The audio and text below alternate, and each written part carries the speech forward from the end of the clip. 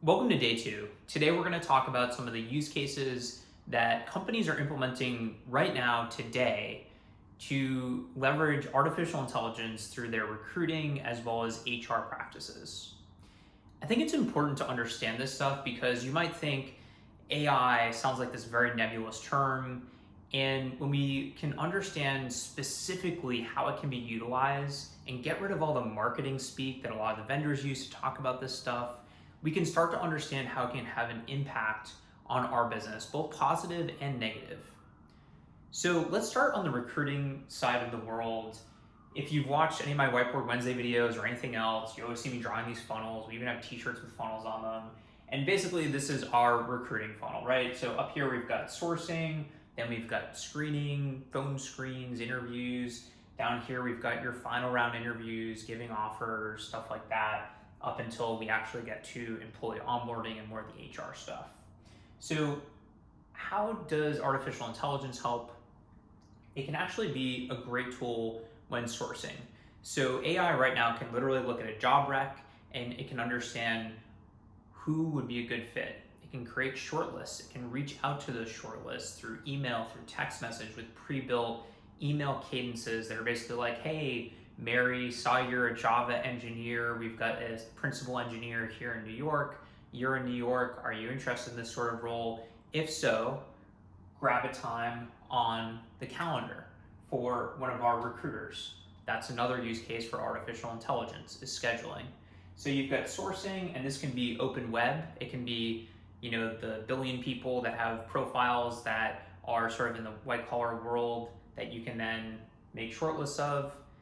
It can also be in your existing system. So if you've got a CRM, ATS, it'll look in there and say, hey, we've actually got like 20 people who might be a good fit that we've already talked to already. And 7 of those people actually have updated their LinkedIn profile in the last 3 months and therefore might be a good fit because they're probably looking for a job. That's why most people update their profile. So it can do all sorts of cool stuff on the top of funnel, get people into your actual funnel. Now, when it starts to get into the screening part of the game, you can get people on a human's calendar to talk to them. And that can be a really great thing to do for hard to fill recs. For more high volume recs, it can do knockout questions or it can do actual assessments with scoring. So these knockout questions that might happen over email, over text, it might happen on the actual career website where somebody applies for a job and it sends them a text, hey, thanks for applying for a job. Do you know this is a part-time role? Are you authorized to work in our country? Blah, blah, blah, all that stuff that many times your recruiters get on the phone with somebody and they spend a lot of time and it's like, oh, wow, they're looking for a full-time role, not a good fit for us. So AI can do that as well, specifically through WhatsApp, SMS, email, you name it. Another cool use case is that when people hit your career website, especially if you have a lot of jobs, it can be very hard to navigate.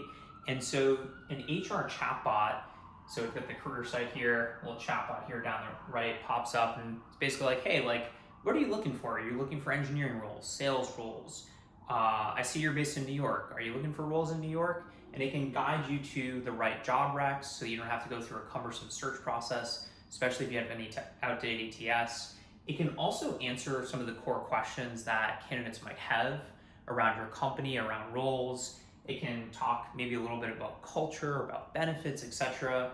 And look, as we talked about earlier, AI is not perfect, and we're going to get to a bunch of the biases and stuff like that later on.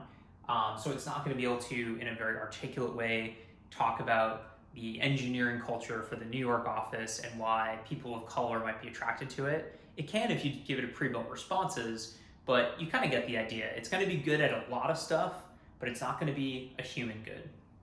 Okay, so that's sort of the recruiting bucket. Let's talk about the HR bucket. And there's actually a recruiting thing in here too. So somebody, they make it through your whole hiring funnel, they become an employee, they go through onboarding. AI can be a great tool to help with onboarding. It can make sure that they're signing all the right documents, go through open enrollment, all that good stuff. It can also do things like match them up with internal mentors, making sure that they're getting a good feel for the culture, and basically ensure that they have that great first 30, 60, 90 days, which we know has such a high impact on whether or not somebody actually stays in a job. Okay, we're gonna go back to recruiting here for a second.